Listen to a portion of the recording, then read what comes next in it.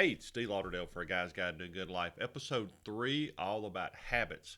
We started talking in the first episode about the habit of porn and how that has become so destructive to so many men. And then in the next episode, we talked about what is a habit. And we said a habit is really nothing more than a script that your brain runs. It has three pieces to it: the cue, the routine, and the reward. And when something happens, then you do these other things, and your brain takes over and it does them automatically.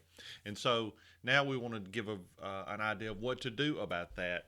If you go back and you listen to the second episode, the cue is the huge part of it. The cue is what gets you going.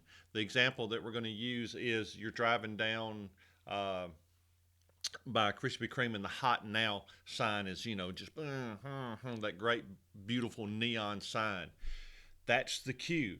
The routine is that you turn in and you go in and you buy a dozen, and you come back out and you sit in your car and you eat them.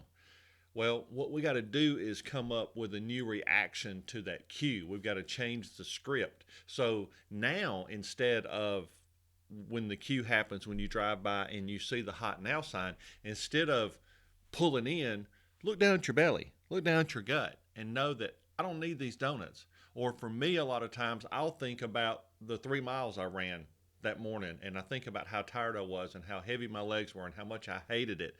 But I know that I burned a lot of calories off, and so I don't want to go in and eat those donuts because it's going to negate all the work that I did. Because here's the truth about all of this, guys. A lot of times, a script gets so ingrained in us that, quite frankly, your brain's never going to let it go. So, what you have to do is create new habits, better habits that are going to override that old bad habit. And so, that's why you got to learn your cues and then have an idea, be disciplined enough that you go, okay, if this happens, then I'm going to do that. Or when this happens, I'm going to do that. Then you'll begin to get some victory and you'll be able to get some freedom from these habits that are destroying your life. Come